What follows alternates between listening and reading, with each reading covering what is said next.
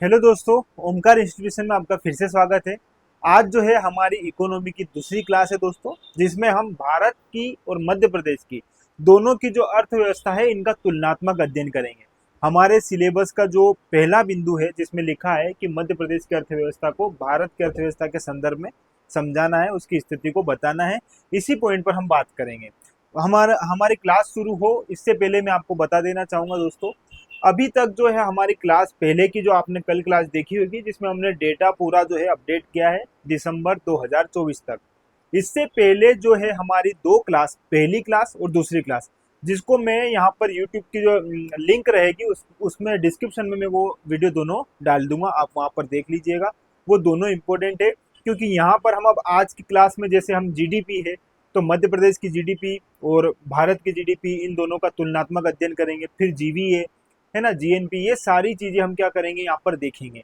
तो आपको जीडीपी क्या होती है ये भी समझना जरूरी है, जीवीए क्या होता है ये समझना जरूरी है, पीपीपी क्या होता है, ये सारी बातें जो है आपको पहले और दूसरे वीडियो में बहुत अच्छे से समझाई गई है, वहां जाकर देखनी होगी। आज हम इसका कंपेयर करेंगे, पहला मध्य प्रदेश के कंपेयर में, फिर भारत के कंपेयर में, और दोनों दोनों जो है अर्थव्यवस्था भारत की भी और मध्य प्रदेश की भी, दोनों को इकोनॉमी के पॉइंट ऑफ व्यू से हम यहाँ पर अच्छे से समझेंगे। ठीक है, चलो कहानी शुरू करते हैं दोस्तों हमारी।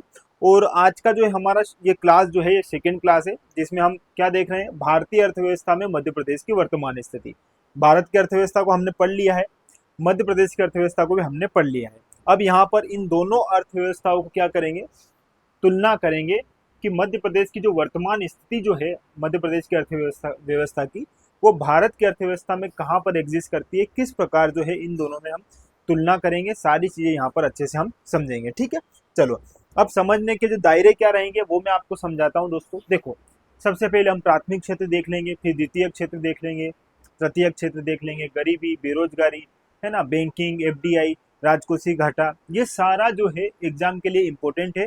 और इन सबको हम यहाँ पर अच्छे से 2023-24 का जो आर्थिक सर्वेक्षण है उसके अनुसार यहाँ पर समझेंगे। ठीक है, चलो ये हमारी दो पुस्तकें हैं, आपने देखी होगी दोस्तों, जिसमें भारत एवं मध्य प्रदेश की अर्थव्यवस्था हिंदी में भी है और इंग्लिश में भी है। यदि आपने मार्केट में नहीं देखी है तो एक बार जरूर देख लीजिएगा, पूरा अपडेटेड है, पूरी बुक आपको अपडेटेड है।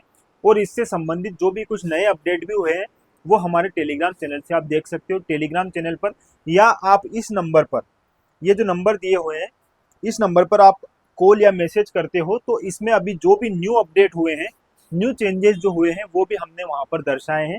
अगर आप इस नंबर पर मैसेज करोगे तो हम आपको वो सारी डिटेल्स भी दे देंगे। ठीक है, चलो कहानी शुरू करते हैं आज की हमारी दोस्तों। सबसे पहले हमारा आज का टॉपिक रहेगा सकल घरेलू उत्पाद। देखो, जीडीपी मैंने बहुत अच्छे से आपको समझा दिया है। आप अगर पहली और दूसरी क्लास देखोगे वहां पर आपको जीडीपी, जीवीए मैंने बेहतर तरीके से आपको वहां पर समझाया है। यहाँ पर हम इसको एक बार फिर भी एक बार अच्छे से देख लेंगे। लेकिन अगर वहां पर आप देखोगे उस क्लास में मैंने बहुत सारे एग्जाम्पल्स लेके पूरी जीडीपी को समझाया है, जीवीए को समझाया है, जीएनपी को समझाया है, जिनकी आवश्यकता है हमारी इकोनॉमी में, जो टर्म्स आगे आने वाली है वो सारी टर्म्स मैंने वहां पर आपको अच्छे से समझाई है। ठीक है, चलो अगर मैं फिर भी जीडीपी की यहाँ पर बात करता हूँ तो देखो, इसको इंग्लिश में बोलते हैं दोस्तों gross domestic product, GDP. Hindi में बोलते हैं सकल घरेलू उत्पाद। सकल मतलब होता है योग, किसी चीज का समावेशन करना, योग करना। ठीक है, चलो आगे बात करते हैं, जोड़ना, है ना, ये बात आप जानते हो। चलो, देश की घरेलू सीमा के अंदर सबसे पहले वो किसकी बात कर रहा है दोस्तों, घरेलू सीमा। ये कुछ इसके की पॉइंट है जो आपको यहाँ पर क्या करने रहेंगे, याद रखने होंगे। किसी देश या विशेष क्षेत्र की घरेलू सीमा के अंदर एक वित्तीय वर्ष में, कितने समय में दोस्तों, एक वित्तीय वर्ष में। यहाँ पर मैं तोड़ तोड़ कर आपको एक बार फिर से बता रहा हूँ ताकि आपका कुछ भी यहाँ पर ऐसा डाउट ना रहे, हर चीज जो है अच्छे से समझ में आए। एक वित्तीय वर्ष में, एक वित्तीय वर्ष में उत्पादित मतलब प्रोडक्टिविटी, क्या क्या प्रोडक्शन हो रहा है, उत्पादित सभी वस्तु एवं सेवाओं के, किसके दोस्तों, वस्तु एवं सेवाओं के, वस्तु एवं सेवाओं के अंतिम मौद्रिक मूल्य क्या आ रहा है दोस्तों, ये बात भी आप यहां पर याद रखना, अंतिम मौद्रिक मूल्य। इस अंतिम मौद्रिक मूल्य के योग को ही हम क्या कहते हैं, जीडीपी कहते हैं। मतलब किसी देश या विशेष क्षेत्र की घरेलू सीमा के अंदर, किसके अंदर दोस्तों, घरेलू सीमा के अंदर उत्पादित, जो भी हम प्रोडक्शन कर रहे हैं, उत्पादित एक वित्तीय वर्ष में वस्तु एवं सेवाओं के अंतिम मौद्रिक मूल्य को ही हम क्या कहेंगे, या अंतिम मौद्रिक मूल्य के योग को ही हम उस जगह की जीडीपी को कहेंगे। ठीक है, ये होती है जीडीपी की एक आइडियल परिभाषा, जिसमें आपको ये 4 बिंदु मेंशन करने होंगे। यदि आप मेंस में भी कुछ लिखते हो तो इन चीजों का जिक्र वहां पर करना रहेगा। चलो मेंस की बात हम मेंस में करेंगे, लेकिन अभी ये बात इसलिए है क्योंकि आपको आगे जीडीपी को समझना है, क्योंकि हम एमपी की जीडीपी, भारत की जीडीपी कंपेयर करेंगे, सारी बातें समझेंगे, और हमें जीडीपी की अगर परिभाषा याद नहीं रहेगी तो उसका कोई औचित्य नहीं है वो फेक रटने का। ठीक है, चलो देखो दोस्तों, एग्जाम्पल के माध्यम से सारी चीजें समझाता हूँ, जल्दी जल्दी समझा देता हूँ। इससे पहले हमारी क्लास जो हुई थी उसमें मैंने बेहतर तरीके से सारी चीजें समझाई थी।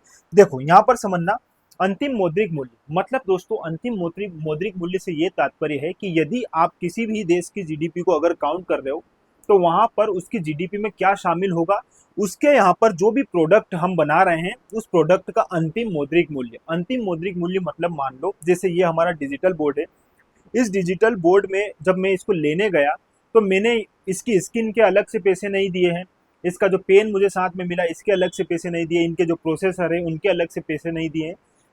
मैंने क्या किया दोस्तों, ओवरऑल ये जब बन गया तो जब इसका एक जो भी इसका मूल्य निर्धारित किया गया, मैंने वो मूल्य चुकाया और बदले में मैंने यहाँ पर डिजिटल बोर्ड ले लिया। तो बात ये है दोस्तों, जब भी हम जीडीपी की बात करेंगे, जीडीपी में अगर हम किसी चीज को या किसी के मूल्य को शामिल करेंगे तो उसका अंतिम मूल्य शामिल होगा, अंतिम मौद्रिक मूल्य शामिल होगा। जैसे मान लो आपने गेहूं उगाए, जैसे मान लो आपने 2 क्विंटल गेहूं उगाए और इन्हीं 2 क्विंटल गेहूं से आपने क्या बना दिया दोस्तों, ब्रेड बना दिया। तो मैं यहाँ पर जीडीपी में क्या शामिल करूंगा, ब्रेड को शामिल करूंगा। जो ब्रेड में जितना मूल्य मुझे देना है या जितना मूल्य उस ब्रेड का बन रहा है वो हम काउंट करेंगे, न कि हम गेहूं का मूल्य काउंट करेंगे। अगर हम गेहूं का भी काउंट कर लेंगे, फिर गेहूं से बनने वाले प्रोडक्ट का भी काउंट कर लेंगे, तो ऐसे में हमारी जीडीपी बहुत ज्यादा आ जाएगी और जो सही मापन विधि नहीं होगी। यहाँ पर अंतिम मौद्रिक मूल्य यही होता है दोस्तों।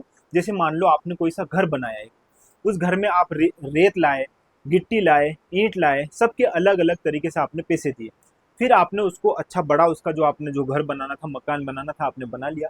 बाद में आपने उस मकान को बेच दिया। तो जब आप उसको बेचने जाओगे तो क्या आप रेत के अलग से पैसे लोगे या गिट्टी के अलग से पैसे लोगे? ऐसा तो नहीं करोगे। आप जो भी एक अमाउंट आपका टोटल जो बन रहा है वो अमाउंट आप क्या कर दोगे, उस अमाउंट में आप उसको दे दोगे और सामने वाला भी वही अमाउंट चुका के वो सारी चीजें ले लेगा। तो यहाँ पर ये एग्जांपल इसलिए दे रहा हूँ कि जीडीपी में भी हम जब किसी प्रोडक्ट को काउंट करेंगे, उसके मूल्य को काउंट करेंगे, तो उस प्रोडक्ट का जो अंतिम मौद्रिक मूल्य होगा, लास्ट में जो उससे उसका जो मूल्य रहेगा फाइनली, वही हम इसमें क्या करते हैं, काउंट करते हैं जीडीपी में। ठीक है, दूसरी बात हमने ऊपर देखी दोस्तों, वस्तु एवं सेवा। वस्तु एवं सेवा ये अपने आप में बहुत बड़ी परिभाषा है, इसको अच्छे से समझना। वस्तु मतलब क्या होता है दोस्तों, जैसे मान लो मैंने या आपने दुकानदार को पैसे दिए, तो पैसे के बदले में उसने आपको क्या दिया दोस्तों, कुछ वस्तु दी है, कुछ सामान दिया है। तो यहाँ पर पैसों के बदले में आपको कुछ वस्तु मिल रही है, कुछ सामान मिल रहा है, इसी को हम क्या बोलते हैं कि हाँ मुझे वस्तु मिली है। तो यहाँ पर इसको समझना है कि ये है एक वस्तु, कुछ देने के बदले में हमें कुछ जब मिलता है फिजिकली, हम जिसे हम देख सकते हैं, पकड़ सकते हैं, छू सकते हैं, तो वो हमारा क्या हो जाएगा, वस्तु हो जाएगा। और यहाँ पर सेवाओं से तात्पर्य ये है दोस्तों कि मैंने पैसे तो दिए लेकिन बदले में मुझे ऐसा कुछ सामान नहीं मिला, बस एक सेवा मिल रही है। जैसे हम रेल की टिकट के लिए पैसे देते हैं, टिकट खरीदते हैं, लेकिन जब ट्रेन में बैठते हैं तो वहाँ हमें लाइट, फैन और ये सारी फैसिलिटीज मिलती है, लेकिन हमें वहाँ से लाने के लिए कुछ ऐसा सामान नहीं मिलेगा। जैसे आप यहाँ पर यूट्यूब के माध्यम से पढ़ रहे हो, मान लो आपने फीस देकर मुझे बोला कि सर आप मुझे पढ़ाइए, मैं यहाँ पर आपको सारी चीज़ें पढ़ाऊंगा, बदले में मैं आपको कुछ और नहीं दूंगा, बस सेवाएं दे रहा हूँ।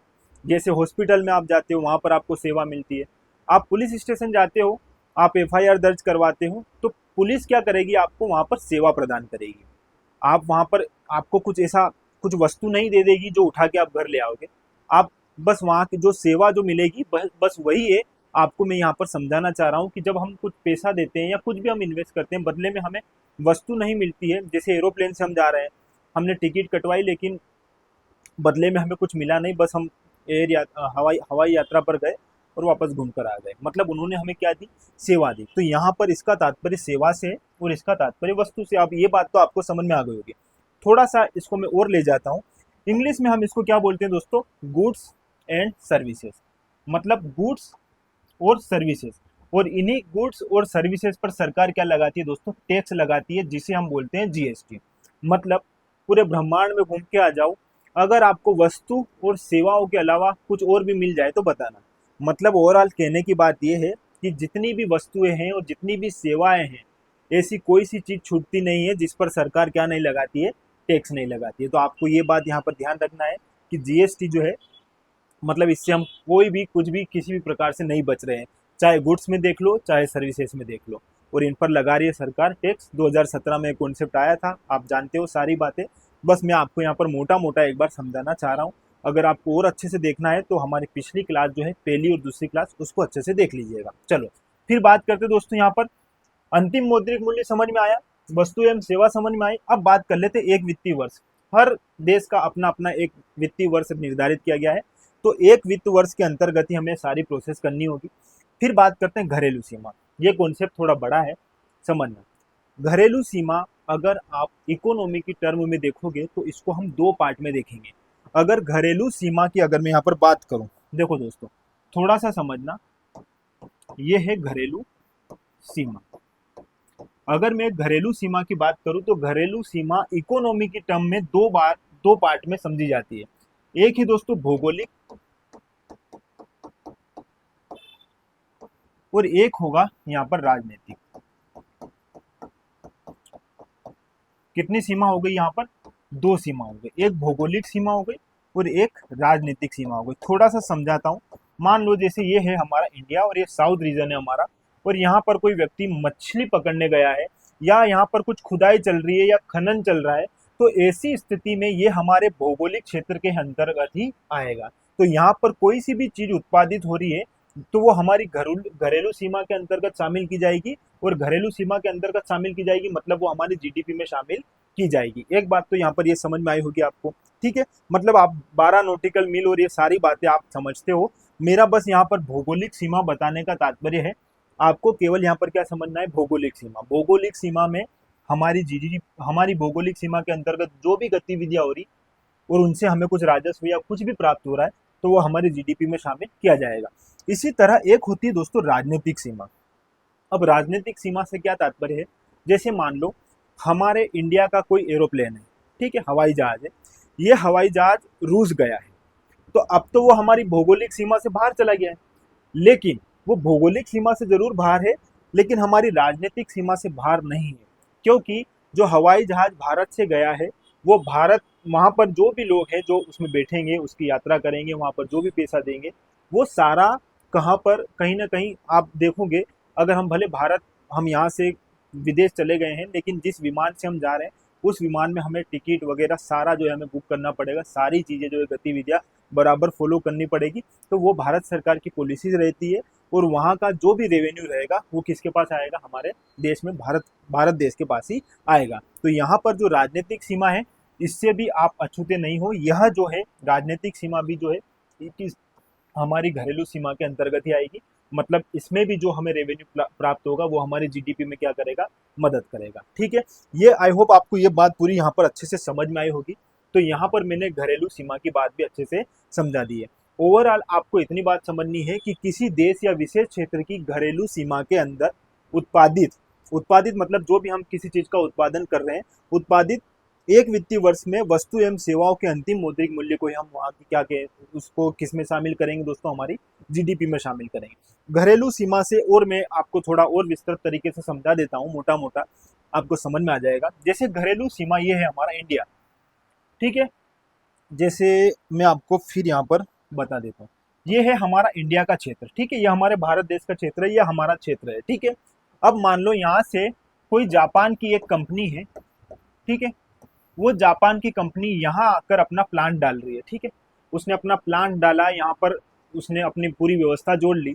तो यहाँ पर जब वो अपना प्लांट डालेगी तो ऐसे में यहाँ की जो भी गतिविधियां हो रही है, यहाँ से जो भी रेवेन्यू प्राप्त हो रहा है वो भी हमारी जीडीपी में शामिल किया जाता है। ये बात हमेशा याद रखना, क्योंकि यहाँ पर ये रोजगार देगा, यहाँ पर सरकार को टैक्स भरेगा, तो ये सारी चीजें जो है हमारी जीडीपी में शामिल की जाएगी। और यदि भारत का ही कोई व्यक्ति है, वो यहाँ से मान लो चीन चला गया और चीन जाकर वो वहाँ की कंपनी में काम कर रहा है और वहाँ पर जो भी है उसका जो काम है बेहतर तरीके से कर रहा है, तो ऐसे में यहाँ जो व्यक्ति काम कर रहा है उस व्यक्ति की जो भी आय है, जो भी वो कमा रहा है, उसको हम हमारी जीडीपी में शामिल नहीं करेंगे। ठीक है, तो ये घरेलू सीमा का एक और ये कॉन्सेप्ट है जो आपको यहाँ पर अच्छे से समझना होगा।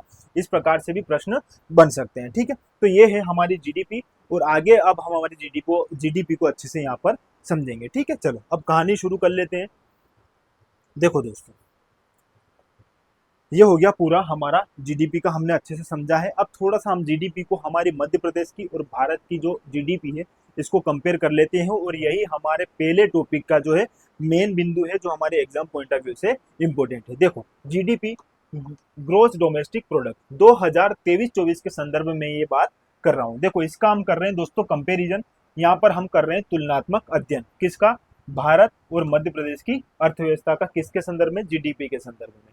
ठीक है, देखो, स्थिर या वास्तविक कीमत, स्थिर और वास्तविक कीमत पर 173.82 लाख करोड़, ये क्या है दोस्तों? अनुमानित है। ये क्या है? भारत की जीडीपी है। 2023-24 में भारत की जीडीपी कितनी है? स्थिर कीमत पर कितनी है दोस्तों? स्थिर मतलब होता है कांस्टेंट या रियल प्राइस। ठीक है, रियल, वास्तविक, स्थिर, कांस्टेंट, आपको दोनों टर्म्स याद रखनी है। कभी कभी हम स्थिर, वास्तविक, इन टर्म्स में क्या हो जाते हैं? उलझ जाते हैं। आप इंग्लिश में याद रख लेना कांस्टेंट, कांस्टेंट मतलब स्थिर। तो यहाँ पर अगर आप स्थिर में देखोगे कि जो भारत की जीडीपी है 2023-24 में भारत की जीडीपी अनुमानित कितनी दोस्तों? 173.18 लाख जो है यहाँ पर करोड़, ये जो है भारत की क्या है? जीडीपी है। और जीडीपी वृद्धि दर क्या रही है 2023-24 में भारत की? तो 8.2% रही है। 8 कांस्टेंट प्राइस पे मैं ये बात कर रहा हूँ। ठीक है, ये सारा मसला यही है, एस्टिमेटेड है, अनुमानित है। कितनी दोस्तों? 173.8 लाख करोड़। ठीक है, और इसकी ग्रोथ रेट कितनी रही है? इसकी जो वृद्धि दर कितनी रही है? तो वृद्धि दर रही है इसकी 8.2%। कितनी रही है ग्रोथ रेट? 8.2%। ये आपको यहाँ पर याद रखना है। फिर अगर मैं मध्य प्रदेश के संदर्भ में बात करूं दोस्तों यहाँ पर, तो स्थिर या वास्तविक कीमत पर मध्य प्रदेश में जो है 6,60,363 करोड़। ठीक है, ये है हमारी जीडीपी मध्य प्रदेश की 2023-24 में। स्थिर कीमत पर यह मध्य प्रदेश की जीडीपी है, और इसमें वृद्धि दर कितनी रही है दोस्तों? 6.01। 6.01 इसकी क्या रही है? ग्रोथ रेट रही है। ये बात भी आप यहाँ पर अच्छे से याद रख लीजिएगा। ये हमने कंपेयर किया है जीडीपी के संदर्भ में। ठीक है, अब जीडीपी जो है इसका और भी बिंदु है। अब हमने अभी स्थिर कीमत पर देखी थी, अब यहाँ पर हम देखते हैं वर्तमान कीमत पर या प्रचलित कीमत पर। जो करेंट प्राइस क्या है इसकी, इसको हम अच्छे से यहाँ पर देखेंगे। हमने अभी स्थिर कीमत पर देखा, अब हम प्रचलित कीमत पर देखते हैं। तो यहाँ पर 295.36 लाख करोड़, ये भी क्या है? अनुमानित है। किसके संदर्भ में? वर्तमान कीमत के आधार पर, वर्तमान मूल्य पर, है ना। और जीडीपी वृद्धि दर कितनी रहेगी दोस्तों इसकी? 9.6%। 9.6 जो है इंडिया की जीडीपी वृद्धि दर रही है, किसके संदर्भ में? करेंट प्राइस में। ठीक है, वर्तमान कीमत पर। और यहाँ पर मध्य प्रदेश के संदर्भ में बात करोगे दोस्तों, तो 13,63,327 करोड़ जो है इसकी जो वर्तमान मूल्यों पर है जीडीपी। ठीक है, और वृद्धि दर कितनी रही है? 9.37%।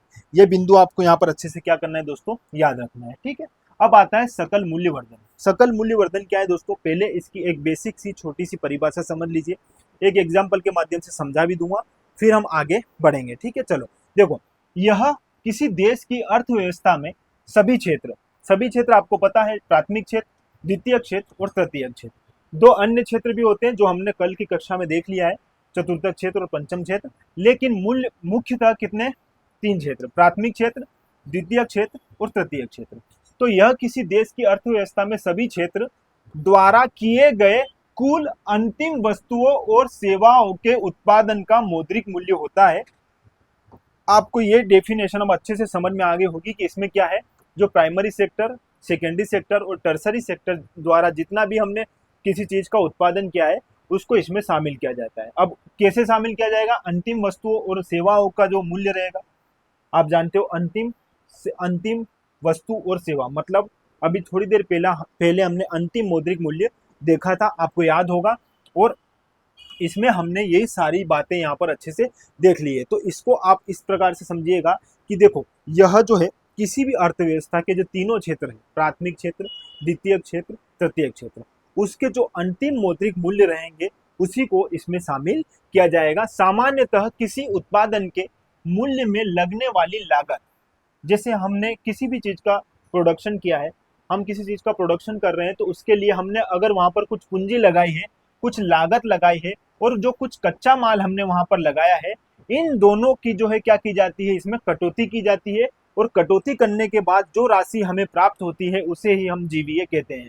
मान लो आपने ये पेन बनाया, ठीक है, इस पेन में आपने जो भी कच्चा माल इसमें जोड़ा था और जो भी इसमें लागत लगा है, जो भी खर्चा इसमें आया है, इन दोनों खर्चे और लागत को हटाकर जो एक्चुअल में हमारे पास जो प्राइस रहती है, इसकी जो बचती है, वही हमारी जो है क्या कहलाती है, जीवीए कहलाती है। ठीक है, ये बात आई होप आपको अच्छे से समझ में आई होगी। देखो, अगर मैं इस पर आए बिना आपको एक बार और एग्जांपल के माध्यम से समझाता हूँ जीवीए।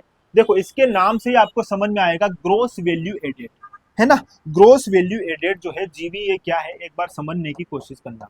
ठीक है, ग्रोस, पहले पहले तो इसका नाम समझो, ग्रोस वैल्यू एडेड। ठीक है, ग्रोस वैल्यू एडेड, ये इसका फुल फॉर्म है। अब दोस्तों थोड़ा सा एक एग्जांपल के माध्यम से समझना। मान लो आप एक किसान हो, या आपके पिताजी एक किसान है। ठीक है, ये है एक किसान। ठीक है, सबसे पहले तो ये एक किसान हो गया। ठीक है, और इस किसान ने क्या किया दोस्तों, अपने यहाँ पर खेत में गेहूं बोए। ठीक है, इसने अपने खेत में क्या बो दिए, गेहूं बोए। जब इसने गेहूं बोए थे तो इसके पास पहले से गेहूं थे, तो इसको कहीं से खरीदने की आवश्यकता नहीं पड़ी। मतलब इसने 0 रुपीज में क्या किया है, 0 रुपीज में जो है अपना यहाँ पर गेहूं बो लिया है इसने खेत में। ठीक है, जब गेहूं बड़े होते हैं, ये गेहूं की कटाई होती है, और उसके बाद जब ये गेहूं बेचने जाएगा तो इसको उसमें 100 रुपए का मुनाफा हो रहा है। कितने रुपए का मुनाफा हो रहा है दोस्तों, 100 रुपए का मुनाफा। ठीक है, 100 रुपए का मुनाफा क्यों होगा, क्योंकि इसने मान लो ये जो गेहूं है किसको बेच दिए हैं, किसी बेकरी वाले को बेच दिए हैं, और ये बेकरी वाले ने 100 रुपए में जो है ये गेहूं खरीद लिए। मतलब इस व्यक्ति ने, जो एक किसान था, इसने इसको 100 रुपए में बेचा। मतलब इसने कितनी वैल्यू ऐड कर दी यहाँ पर, इसने 100 रुपए की वैल्यू यहाँ पर ऐड कर दी है। क्यों 100 रुपए, क्योंकि इसको लगा था तो कुछ भी नहीं, लेकिन इसने इसको 100 रुपए में दे दिया। मतलब इसने 100 रुपए यहाँ पर क्या है, ऐड कर दी, एक्स्ट्रा वैल्यू जो है इसने यहाँ पर ऐड कर दी। फिर इस बेकरी वाले ने भी थोड़ा विचार किया कि 100 रुपए में मैंने लिए हैं, तो इसने उस गेहूं से अच्छी सी ब्रेड बना दी। ठीक है, और ब्रेड बनाई जब इस बेकरी वाले ने जब ब्रेड बनाई, तो इसने भी जब 100 रुपए में इसने इसको खरीद लिया था, तो 100 रुपए में इसको खरीदने के बाद इसने भी इसको 200 रुपए में बेच दिया। इसने ब्रेड बनाकर इसको 200 रुपए में बेच दिया। मतलब इसने कितनी वैल्यू ऐड कर दी यहाँ पर, इसने भी 100 रुपए की वैल्यू यहाँ पर क्या कर दी, ऐड कर दी। इसी प्रकार जब ये बेकरी वाला जो है, ये एक होटल वाले को इसने दे दिया था, मान लो ये होटल वाले ने 200 रुपए में इसने खरीद ली। अब मान लो ये होटल वाला जो है, इसने 200 रुपए में तो इसको खरीद लिया था, इसने भी मस्त इसका सैंडविच बनाया, चीज चटनी वाला, और इसने इसको बेच दिया 300 रुपए में। ठीक है, मान लो इसने इसको 300 रुपए में बेच दिया। मतलब इसने भी यहाँ पर कितने रुपए की वैल्यू ऐड कर दी, 100 रुपए की वैल्यू ऐड कर दी। तो यहाँ पर कोई वस्तु जब प्रारंभिक रूप से चल रही है और अंतिम अमाउंट तक जब वो पहुंची, तो उसमें कब कब कितनी कितनी वैल्यू ऐड हुई है, इसने कितने एफर्ट्स डाले, वो इसमें काउंट नहीं किया जा रहा। बस इसने जो वैल्यू ऐड करी है, इसने कच्चे माल के रूप में क्या प्रयोग किया, जो भी है वो नहीं पता। बस इसने फाइनली इतने रुपए का प्रॉफिट कमा के इतनी वैल्यू ऐड करके इसने सामने वाले को दे दी। मतलब यहाँ पर केवल किसको ऐड किया जाएगा, जो एक्चुअल वैल्यू है जो ऐड की गई है, वो सारी चीजें यहाँ पर शामिल कर दी जाएगी। मतलब जैसे 300 रुपए जो है इसका क्या हो जाएगा, जीवीए हो जाएगा। ठीक है, शुरू हुई थी 0 से और 300 पर आकर ये गाड़ी रुक गई। मतलब कहने का मतलब ये है कि यहाँ पर कच्चे माल का और जो भी लागत उस चीज में लगी है उसको शामिल नहीं किया जाएगा। जो एक्चुअल प्राइस है उसी को यहाँ पर मेंशन किया जाएगा, उसी में जो वैल्यू है वो ऐड की जाएगी, और उसी को हम जीवीए के रूप में समझते हैं। ठीक है, आई होप ये कहानी भी आपको अच्छे से समझ में आ गई होगी। अब आगे बढ़ते हैं, हमारी जो हमारे एग्जाम पॉइंट ऑफ व्यू से इंपॉर्टेंट है, जो फैक्ट हमें जानने हैं, उन पर हम बात करते हैं। ठीक है, चलो, भारत में योगदान बहुत इंपॉर्टेंट बिंदु है दोस्तों, इस बिंदु को अच्छे से याद रखिएगा, यहाँ से प्रश्न बनेगा। भारत में योगदान जीवीए के संदर्भ में भी जो मैंने आपको बता दिया है, और जीडीपी के संदर्भ में भी जो मैंने आपको यहाँ पर समझा दिया है। देखो, अगर मैं वर्तमान कीमत की बात करूंगा 2023-24 के संदर्भ में, और स्थिर कीमत पर बात करूंगा 2023-24 के संदर्भ में, तो समझना ये है वर्तमान कीमत पर और ये है दोस्तों स्थिर कीमत पर। ठीक है, अब आपके मन में सवाल आ रहा होगा यहाँ और यहाँ कुछ नहीं है। तो दोस्तों स्थिर कीमत पर 2023-24 में जो आर्थिक सर्वेक्षण आया है, वहां पर कृषि और सेवा क्षेत्र का डेटा पर्याप्त नहीं है। एक बार फिर मैं आपको बोल रहा हूँ, ये डेटा पर्याप्त नहीं है। 400 पेज की जो है आर्थिक सर्वेक्षण जो है मैंने पढ़कर देख लिया है, ऐसा कुछ विशेष यहाँ पर मिला नहीं है। जो मिला है वो मैं आपको बता रहा हूँ, और यही आपकी एग्जाम के लिए जरूरी भी है। देखो, अगर कृषि की मैं बात करूं दोस्तों यहाँ पर, तो वर्तमान कीमत पर 2023-24 में कृषि जो है जीवीए के संदर्भ में कितना है इसका योगदान दोस्तों? 17.7%। 17.7% योगदान कौन दे रहा है दोस्तों? कृषि दे रही है। किसके संदर्भ में? जीवीए के संदर्भ में। उद्योग जो है ये कितना दे रहा है? 27.6%। ये आंकड़े सारे रट लेना अच्छे से। सेवा क्षेत्र के संदर्भ में मैं बात करूं तो 54.7%। अच्छे से इसको भी यहाँ पर याद रख लीजिएगा। इसी तरह अगर मैं स्थिर कीमत की बात करूं दोस्तों, तो स्थिर कीमत पर यहाँ पर उद्योग क्षेत्र में कितना है? 30.9%। ठीक है, 30.9% जो है योगदान है स्थिर कीमत पर जीवीए के संदर्भ में। अगर मैं जीडीपी के संदर्भ में बात करूं तो कृषि जो है जीडीपी में कितना योगदान दे रही है? लगभग 18%, मतलब 18.2% के अराउंड है ये। आपको 18 याद रख लेना है। उद्योग की मैं बात करूं तो 27% है लगभग। और सेवा क्षेत्र की मैं बात करूं तो ये सेवा क्षेत्र जीडीपी में कितना योगदान दे रहा है? 55%। ये सब लगभग है, इसे भी आप अच्छे से यहाँ पर याद रख लेना। ये जीवीए के संदर्भ में हो गई पूरी कहानी, जिसमें हमने वर्तमान और किसकी बात करी दोस्तों? यहाँ पर हमने वर्तमान की बात कर ली है, ये इतना वर्तमान और स्थिर कीमत की बात कर ली है जीवीए के संदर्भ में, और यहाँ पर जीडीपी के संदर्भ में हमने बात कर ली है कृषि, उद्योग और सेवा क्षेत्र की। ठीक है, ये कहानी आई होप आपको अच्छे से समझ में आई होगी। ठीक है, चलो आगे बात करते हैं दोस्तों मध्य प्रदेश का जीएसवीए। जीएसवीए में योगदान, अब ये है तो जीवी है ही, लेकिन जब हम स्टेट की बात करते हैं तो यहाँ पर आ जाएगा एस, इसलिए आप ऐसा कंफ्यूजन आपको नहीं होना चाहिए। ये है दोस्तों ग्रोस स्टेट वैल्यू एडेड। ठीक है, ग्रोस स्टेट वैल्यू एडेड किसके संदर्भ में है? 2023-24 के संदर्भ में। अब यहाँ पर हम बात करें दोस्तों किसकी? मध्य प्रदेश की। अभी हमने किसकी बात करी थी? यहाँ पर हमने बात करी थी भारत के संदर्भ में, ये भारत की बात थी। और अब हम यहाँ पर जो डेटा देख रहे हैं दोस्तों, ये देख रहे हैं मध्य प्रदेश का। ठीक है, तो यहाँ पर भी हम प्राथमिक क्षेत्र, द्वितीय क्षेत्र, तृतीय क्षेत्र को देखेंगे वर्तमान मूल्य पर। ठीक है, और यहाँ पर जो है हम स्टेट, यहाँ पर जो हम देखेंगे स्थिर कीमत पर, इसको हम अच्छे से समझेंगे। ठीक है, दोनों डेटा आपको यहाँ पर याद रखना है, दोनों अच्छे से समझना है। चलो कहानी समझते हैं प्राथमिक क्षेत्र की। प्राथमिक क्षेत्र में जीवीए का जो है वर्तमान मूल्य पर कितना योगदान है मध्य प्रदेश में? 45.53%। ये डेटा अगर आपके पास नहीं है तो लिख लीजिएगा, इंपॉर्टेंट है। इसी तरह द्वितीय क्षेत्र, अब आपको ये तो पता है प्राथमिक क्षेत्र, द्वितीय क्षेत्र और तृतीय क्षेत्र क्या है, और अगर नहीं पता है तो आप पिछले जो वीडियो है, पहला और दूसरा वीडियो, उसको अच्छे से देख लीजिएगा, बहुत अच्छे से वहां पर समझाया है। ठीक है, कभी किसी प्रकार का डाउट नहीं होगा। चलो 18.47% जो है आपका यहाँ पर द्वितीय क्षेत्र में, 36% तृतीय क्षेत्र में। ये किस पर है दोस्तों? वर्तमान मूल्य पर। अगर मैं स्थिर मूल्य पर बात करूं तो कृषि जो है 35.82%, उद्योग जो है 24.54%, और सेवा क्षेत्र जो है 39.64% का योगदान देती है। ठीक है, किसके संदर्भ में? मध्य प्रदेश के संदर्भ में है। ये स्थिर मूल्य पर है और ये वर्तमान मूल्य पर। सारा डेटा आप एक बार उतार लीजिए, यदि आपके पास नहीं है तो लिख लीजिए, स्क्रीनशॉट ले लीजिए, ये आपके काम आने वाला है। आपके एग्जाम में इस प्रकार से प्रश्न बन सकते हैं। ठीक है, प्राथमिक क्षेत्र। अब दोस्तों हम बात उनकी करेंगे, जैसे हमने अब जीडीपी देख लिया, जीवी देख लिया, दोनों कहानी आपने समझ ली। अब हम जैसे मान लो प्राथमिक क्षेत्र है, तो हम प्राथमिक क्षेत्र का जितना भी जो भी दायरा है प्राथमिक क्षेत्र का, उसको हम एमपी और भारत दोनों के संदर्भ में देख लेंगे। इससे क्या होगा, हमारा कुछ भी छूटेगा नहीं। एग्जाम्पल के लिए मैं बता रहा हूँ, जैसे प्राथमिक क्षेत्र है तो हम प्राथमिक क्षेत्र में कृषि देखेंगे, पशुपालन देखेंगे, सब्जी देखेंगे, फल देखेंगे, जितनी भी ऊर्जाएं देख लेंगे, जो भी हमारा प्राथमिक क्षेत्र से संबंधित दायरा है वो सारा कवर करेंगे, जिसमें हम कंपेयर कर लेंगे प्राथमिक क्षेत्र का भी और द्वितीय क्षेत्र का भी। ठीक है, आई होप ये कहानी आपको समझ में आई होगी। चलो अब प्राथमिक क्षेत्र की बात करते हैं। तो प्राथमिक क्षेत्र के अंतर्गत कृषि तथा प्राकृतिक संसाधनों से जुड़ी गतिविधियां शामिल की जाती है, जैसे कृषि कार्य, पशुपालन, खनन इत्यादि। ये सारी बातें मैंने आपको यहाँ पर बताई है।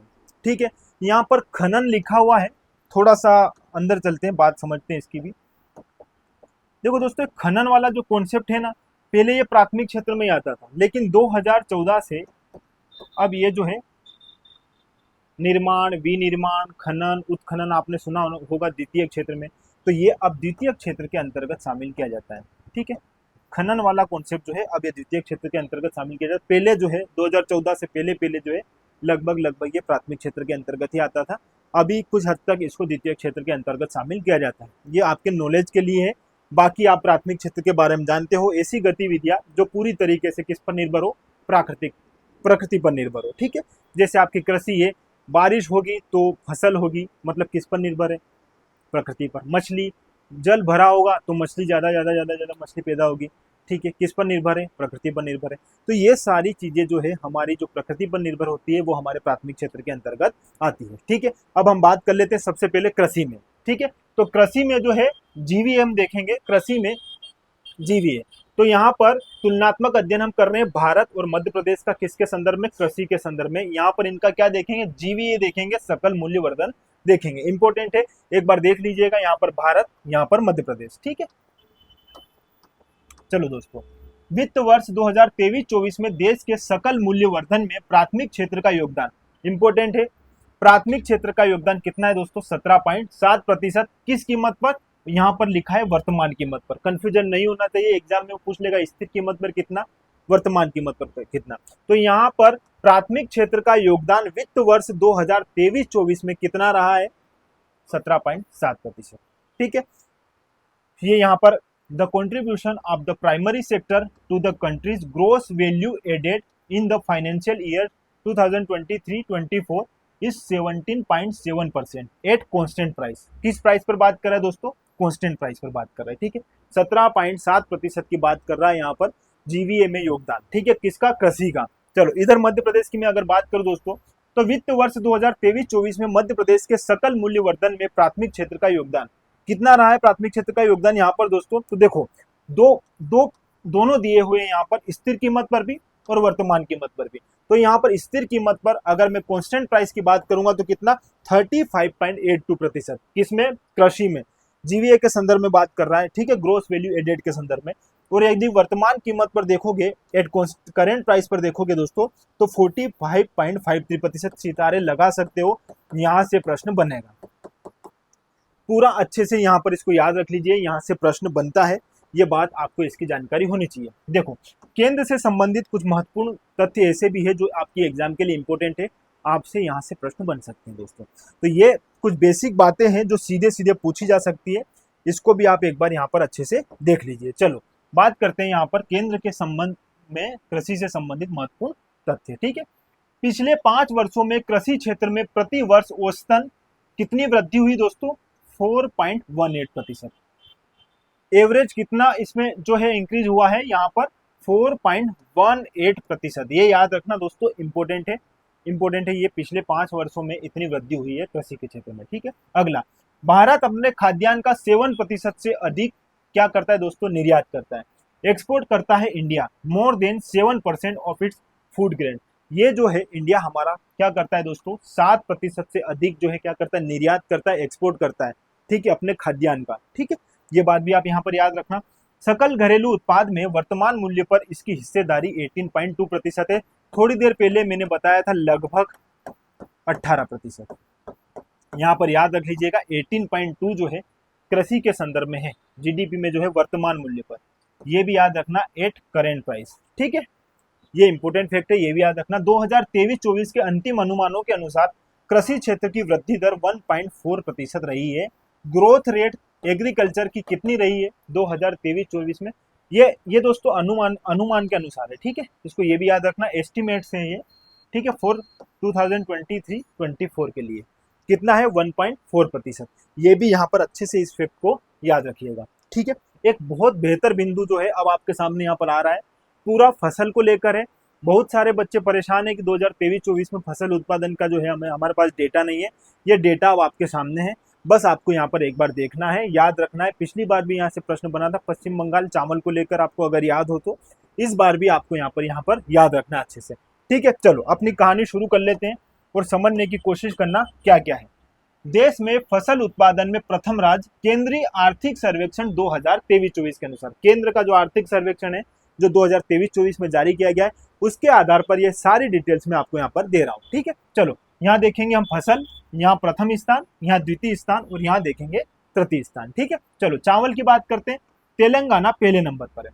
चावल के मामले में तेलंगाना पहले नंबर पर, फिर उत्तर प्रदेश और फिर तीसरे नंबर पर है पश्चिम बंगाल। स्क्रीनशॉट ले लीजिए, चिपका लीजिएगा दीवार पर और याद रखिएगा, क्वेश्चन बन सकते हैं। ठीक है, दूसरा गेहूं उत्पादन में पहला उत्तर प्रदेश, दूसरा मध्य प्रदेश। तो गेहूं उत्पादन में हमारा मध्य प्रदेश कौन से स्थान पर है दोस्तों? दूसरे नंबर पर। फिर आ जाएगा पंजाब। इसी प्रकार मक्का कर्नाटक पहले नंबर पर, फिर बिहार, फिर मक्का के उत्पादन में भी मध्य प्रदेश तीसरे नंबर पर है। ठीक है, चने के उत्पादन में मध्य प्रदेश पहले नंबर पर है, फिर महाराष्ट्र है, फिर राजस्थान है। तुअर या अरहर की बात करूं तो कर्नाटक पहले नंबर पर है, फिर महाराष्ट्र है, फिर उत्तर प्रदेश है। मूंगफली में गुजरात है, फिर राजस्थान है और फिर आएगा मूंगफली में मध्य प्रदेश का स्थान तीसरा। तो जो मध्य प्रदेश के स्थान है वो तो आपको याद रखना ही है, अगर पहले हैं वो तो याद रखने पड़ेंगे। देखो यहाँ पर जो भी प्रथम है उनका तो नाम याद रखना ही पड़ेगा, लेकिन मध्य प्रदेश यदि दूसरे या तीसरे नंबर पर भी कहीं है तो आपको वो जानकारी भी अच्छे से याद रखनी पड़ेगी। ठीक है, सरसों की बात करो तो राजस्थान, फिर उत्तर प्रदेश, फिर आ जाएगा हमारा मध्य प्रदेश। मतलब मूंगफली और सरसों दोनों में मध्य प्रदेश कौन से स्थान पर है? तीसरे स्थान पर है। ठीक है, चलो सोयाबीन की अगर बात करें दोस्तों तो मध्य प्रदेश पहले नंबर पर है। अभी आपने देखा होगा पहले महाराष्ट्र आया था, लेकिन महाराष्ट्र को पीछे करके फिर जो है हम हमारा सोया राज्य का जो टैग है वो हमने वापस हासिल कर लिया है। हम मध्य प्रदेश जो है पहले नंबर पर अब सोयाबीन के उत्पादन में वर्तमान में है। ठीक है, तीसरे नंबर पर आ जाएगा राजस्थान। फिर सूरजमुखी की मैं बात करूँ तो कर्नाटक पहले नंबर पर, फिर हरियाणा, फिर उड़ीसा। फिर मैं गन्ना की बात करूँ तो उत्तर प्रदेश पहले नंबर पर, फिर महाराष्ट्र, फिर कर्नाटक। ठीक है, फिर अगर कपास की बात करूँ तो गुजरात, महाराष्ट्र और तेलंगाना। ये भी आप यहाँ पर याद रखना, कपास में गुजरात पहले नंबर पर। जूट की मैं बात करूं तो पश्चिम बंगाल पहले नंबर पर, फिर बिहार, फिर असम। फिर कुल खाद्यान्न की बात करूं तो उत्तर प्रदेश, फिर मध्य प्रदेश। कुल खाद्यान्न इंपॉर्टेंट है दोस्तों, कुल खाद्यान्न में उत्तर प्रदेश पहले नंबर पर है, मध्य प्रदेश दूसरे नंबर पर है, इंपॉर्टेंट है, ये याद रखना। पंजाब जो है तीसरे स्थान पर। कुल दलहन में मध्य प्रदेश पहले नंबर पर है, ये याद रखना। फिर महाराष्ट्र आएगा, फिर राजस्थान। कुल तिलहन में राजस्थान के बाद मध्य प्रदेश जो है दूसरे स्थान पर है, ये बात भी आप यहाँ पर मेंशन कर लेना। देन उसके बाद आएगा गुजरात। तो ये रिपोर्ट इंपॉर्टेंट है। यह रिपोर्ट इसलिए इंपॉर्टेंट है कि पिछली बार भी यहाँ से प्रश्न बना था। अगर आपको याद हो तो पश्चिम बंगाल चावल के संदर्भ में पूछा गया था पहले नंबर पर कौन है, तो आपको याद होगा। और इस प्रकार आपको ये पूरी लिस्ट जो है अच्छे से याद रखनी होगी, यहाँ से प्रश्न बनते हैं। ठीक है, चलो आगे बात करते हैं पशुपालन। अब हमने कृषि पूरा देख लिया, अब हम पशुपालन देख लेते हैं। दूध उत्पादन में भारत का विश्व में कौन सा स्थान है दोस्तों? प्रथम स्थान है। मिल्क प्रोडक्शन में इंडिया जो है पहले नंबर पर है, यूएसए जो है सेकेंड नंबर पर है, पाकिस्तान तीसरे नंबर पर है।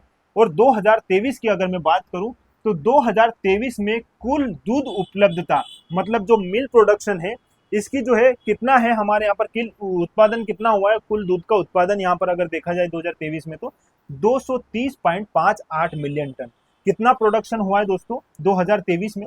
230.58 मिलियन टन। ठीक है, ये अनुमानित है, एस्टिमेटेड है, ये बात भी आप यहाँ पर अच्छे से याद रख लीजिएगा। अगर मैं मध्य प्रदेश के संदर्भ में बात करूं तो मध्य प्रदेश है तीसरे स्थान पर। मध्य प्रदेश कौन से स्थान पर है? दूध उत्पादन में तीसरे स्थान पर है। ठीक है, यहाँ पर दिया नहीं है। ठीक है, तो मध्य प्रदेश तीसरे नंबर पर है दूध उत्पादन में। पहले नंबर पर कौन है? उत्तर प्रदेश, दूसरे नंबर पर है राजस्थान। ठीक है, अगर मैं स्थिर मूल्य पर बात करूं 2023-24 के संदर्भ में तो 2023-24 में 8.6% मध्य प्रदेश में पशुधन का योगदान है, जो आपके लिए इतना इंपॉर्टेंट नहीं है, ये बात आप यहां पर याद रख लीजिएगा। ठीक है, चलो आगे हम देखते हैं। ये है, यहाँ पर आ गया, देखो ये दूध उत्पादन में मध्य प्रदेश का स्थान कौन सा है? तीसरा। ये आपको यहाँ पर याद रखना है कि दूध उत्पादन में मध्य प्रदेश का स्थान कौन सा है? तीसरा। ठीक है, पहले और दूसरे नंबर पर आपने देख लिया होगा, यहाँ पर उत्तर प्रदेश है और दूसरे नंबर पर है राजस्थान। ठीक है, चलो अब बात कर लेते हैं थोड़ा प्रचलित कीमत पर भी। हमने स्थिर कीमत पर पीछे देख लिया, प्रचलित कीमत पर जो है प्रचलित मूल्य पर 2023-24 में 13.8% मध्य प्रदेश में पशुधन का योगदान है, जो आपके लिए इंपॉर्टेंट नहीं है। 2021-22 में प्रति व्यक्ति दूध उत्पादन की उपलब्धता 444 ग्राम प्रतिदिन है।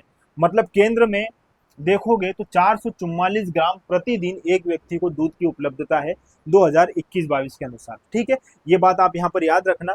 और ये सारी बातें तो हमने यहाँ पर अच्छे से देख ली है कि मध्य प्रदेश का स्थान कौन से नंबर पर है, तीसरे नंबर पर है। अगर कुछ रिपोर्ट जो है वो जारी करती है जिसमें फूड आउटलुक रिपोर्ट है, और इस रिपोर्ट के अनुसार 2022-23 में प्रति व्यक्ति दूध की उपलब्धता कितनी बता रहा है, 459, मतलब 4599 ग्राम प्रतिदिन जो है इस रिपोर्ट के अनुसार दूध उपलब्ध हो रहा है। और ऐसे देखा जाए केंद्र में तो कितना, 444 ग्राम प्रतिदिन दूध की उपलब्धता है।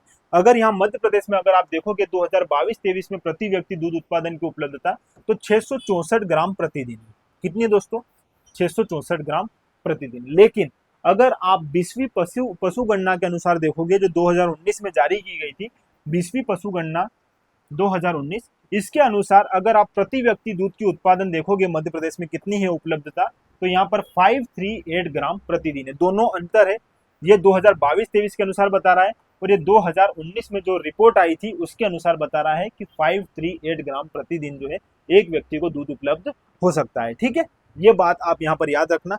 ये 2022-23 में इसलिए बढ़कर आया है, और ये 2019-20 की बात है तो ये 538 ग्राम प्रतिदिन है। ठीक है, चलो, और स्थान मध्य प्रदेश का याद रखना, दूध उत्पादन में तीसरा स्थान है, ये इंपॉर्टेंट है, आपको ये बात याद रखनी होगी। चलो, पशुपालन की अगर मैं बात करूं यहाँ पर दोस्तों, पशुपालन को एक बार हम अच्छे से देख लेते हैं फिर से। ये भारत के संदर्भ में है, ये पशुपालन की जो मैं जानकारी दे रहा हूँ आपको, ये भारत के संदर्भ में।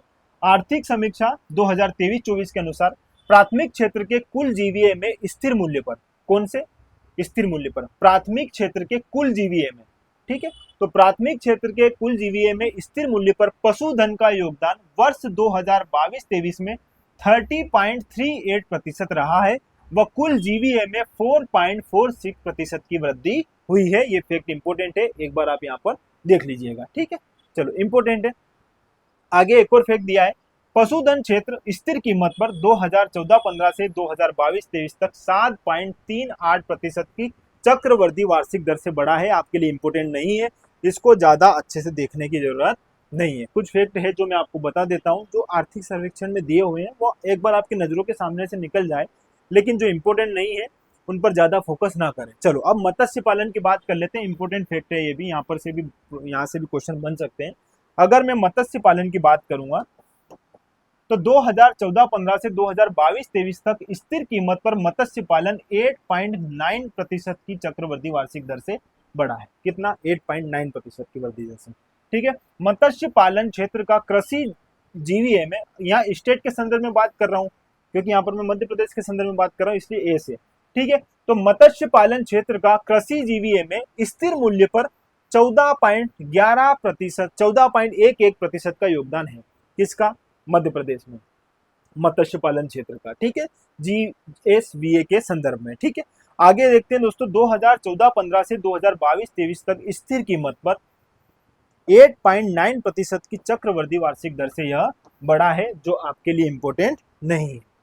ठीक है, आगे 2022-23 में भारत ने 17.54 मिलियन टन रिकॉर्ड मछली उत्पादन हासिल किया, जो वैश्विक स्तर पर तीसरा, आपको ये याद रखना है कि वैश्विक स्तर पर भारत जो है तीसरा सबसे बड़ा उत्पादक राष्ट्र रहा है। और जो वैश्विक उत्पादन का कितना, 8% जो है मछली का क्या करता है, उत्पादन करता है। मतलब हम तीसरे स्थान पर है मछली के उत्पादन में, 2022-23 के अनुसार ये बता रहा हूँ। ठीक है, चलो, इसी तरह अगर 2022-23 में मध्य प्रदेश में देखा जाए तो 2022-23 में मध्य प्रदेश ने 3,90,000 टन रिकॉर्ड मछली उत्पादन किया है और इसका लक्ष्य रखा है, तथा जिसे मार्च 2024 तक 97.92% तक हासिल कर लिया है। मतलब हम इसको पूरा हासिल कर लेंगे। ठीक है, ये बात आप यहाँ पर याद रखना। 2022-23 में हमने पूरा जो है यहाँ पर लक्ष्य रखा था कि 3,90,000 टन मछली जो है हम यहाँ पर क्या करेंगे, उत्पादित करेंगे, और मार्च 2024 तक जो है हमने इसको 97.92% तक जो है हासिल कर लिया है। अपने आप में एक बड़ी उपलब्धि है। ठीक है, ये बात भी यहाँ पर याद रखना। अब बात कर लेते दोस्तों सब्जी उत्पादन की, क्योंकि सब्जी उत्पादन भी कृषि से संबंधित है। तो कृषि से संबंधित जितने भी आयाम है यहाँ पर, प्राथमिक क्षेत्र से संबंधित जो भी आयाम है वो हम यहाँ पर अच्छे से देख लेंगे। चलो, भारत की अगर मैं बात करूं तो सब्जी उत्पादन में भारत विश्व में कौन से स्थान पर है दोस्तों, दूसरे स्थान पर है। पहली बात आप यहाँ पर ये याद रखना। अगर मैं मध्य प्रदेश के संदर्भ में बात करूं तो सब्जी उत्पादन में मध्य प्रदेश कौन से स्थान पर है, तीसरे स्थान पर है। सब्जी उत्पादन में भारत जो है दूसरे स्थान पर है और मध्य प्रदेश जो है तीसरे स्थान पर है। ठीक है, प्रथम कौन है? तो प्रथम उत्तर प्रदेश है।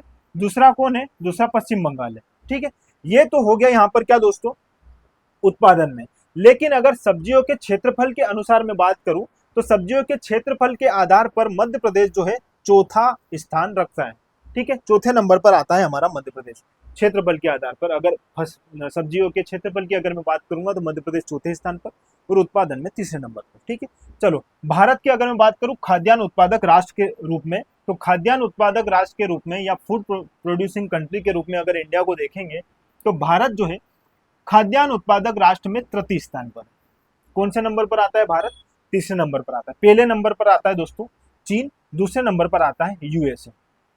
पहले पे चीन आएगा, दूसरे पे यूएसए और तीसरे पे हमारा भारत आएगा फूड प्रोड्यूसिंग के मामले में।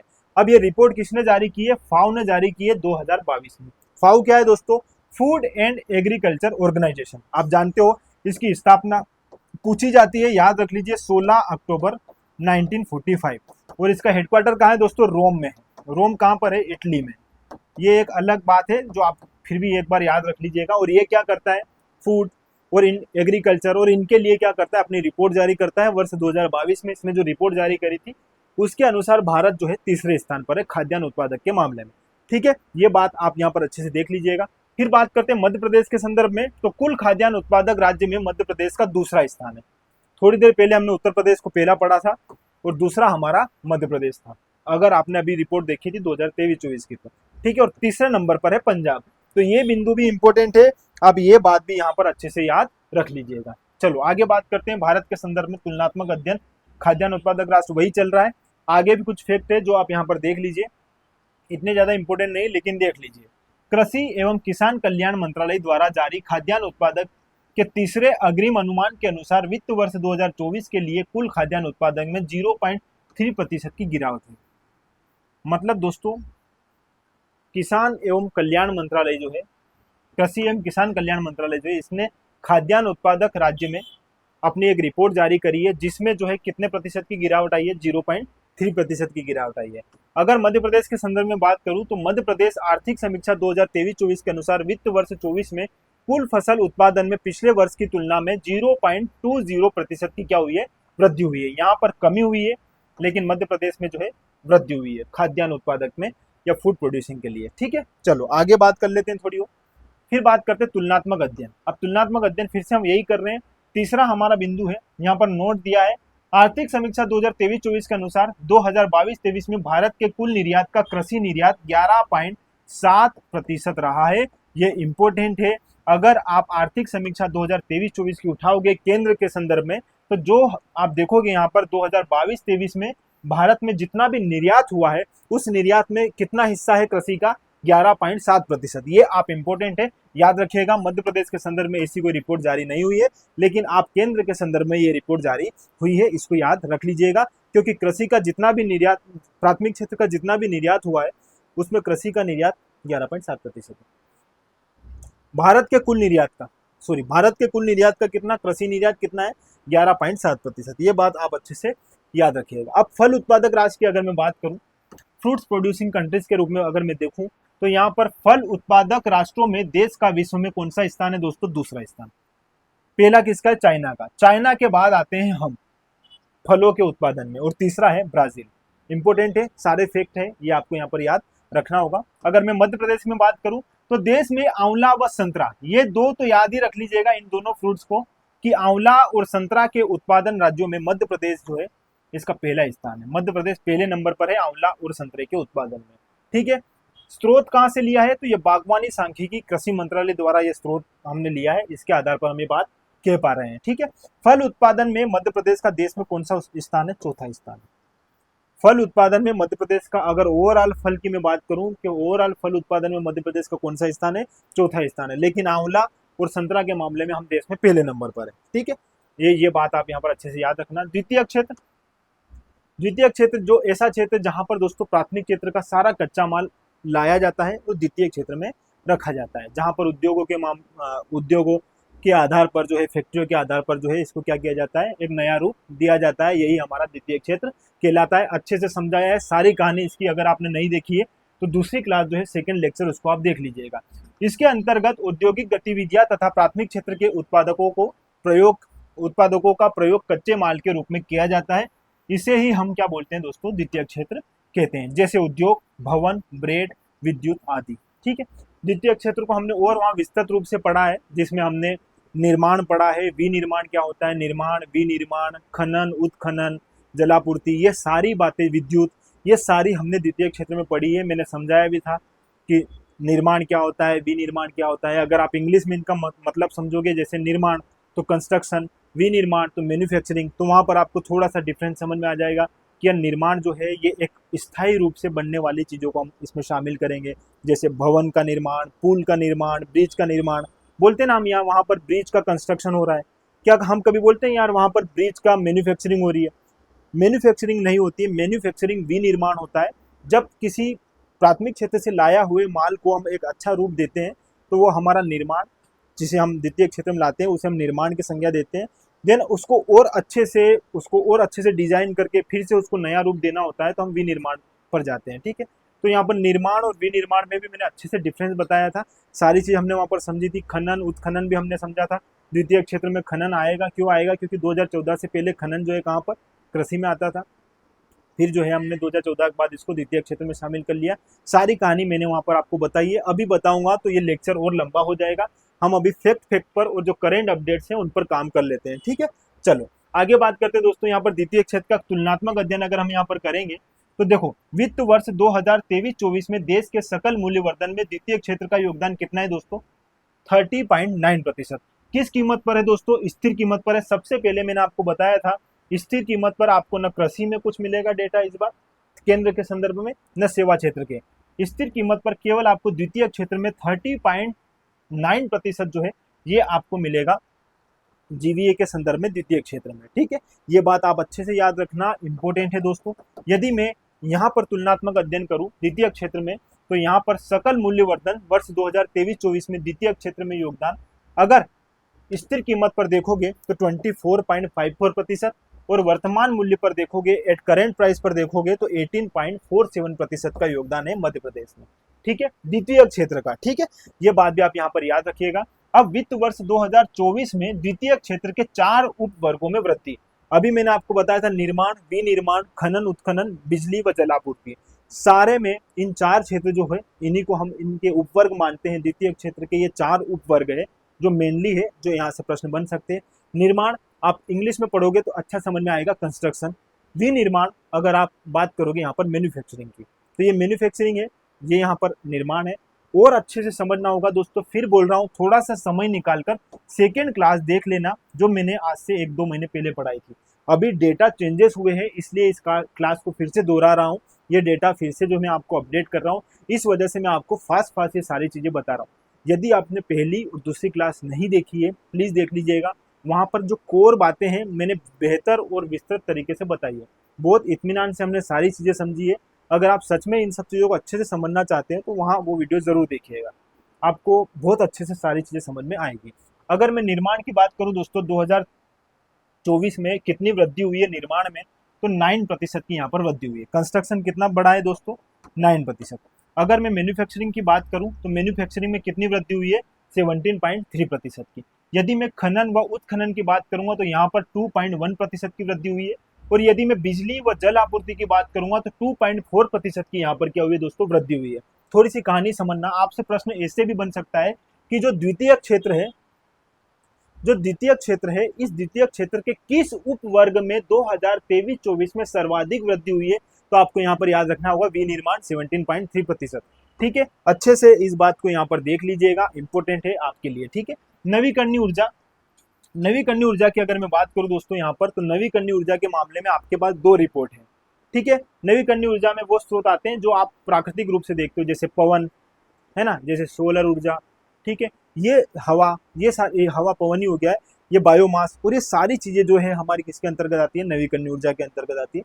लेकिन आपको यहाँ पर डेटा में थोड़ा सा चेंजेस दिखेगा। देखो, बहुत सारे बच्चे बहुत परेशान हुए हैं, उन्होंने मुझसे बोला भी है कि सर ये आपकी रिपोर्ट जो है, इस रिपोर्ट में हमें चेंजेस दिखता है। ठीक है, आज मैं उनका डाउट थोड़ा क्लियर करने का एक प्रयास करूंगा। देखो, ये भारत की मैं बता रहा हूँ 30 अप्रैल 2024 तक की।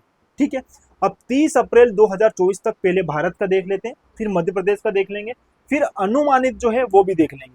बच्चे जो अनुमानित है उसको समझ रहे हैं कि ये जो है डेटा लेटेस्ट डेटा है, नो डाउट डेटा जो है लेटेस्ट है, लेकिन दोस्तों वो अनुमानित है, अनुमानित बढ़ भी सकता है, और उसमें जो अभी लिखा हुआ है उसमें कहीं वृद्धि और कमी देखने को मिल सकती है।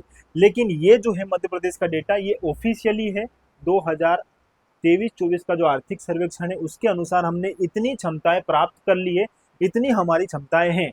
लेकिन अभी जो वृद्धि हुई है वो भी मैं आपको बता दूंगा, ताकि आप दोनों डेटा इस प्रकार याद रखो कि यह जो है ये बिल्कुल प्राप्त कर लिया है, इतनी ऊर्जा है हमारे पास, और वो जो अनुमानित ऊर्जा है वो भी मैं आपको यहाँ पर समझा दूंगा। देखो कुल क्षमता की अगर मैं बात करूँ दोस्तों, 190.57 गीगावाट ये हमारी कुल क्षमता है, टोटल कैपेसिटी है।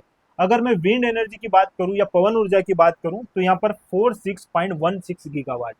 अगर मैं सौर ऊर्जा की बात करूं, सोलर एनर्जी की बात करूं तो 82.64 गीगावाट यहाँ पर क्या है, इसकी एनर्जी है, ठीक है, सौर ऊर्जा की।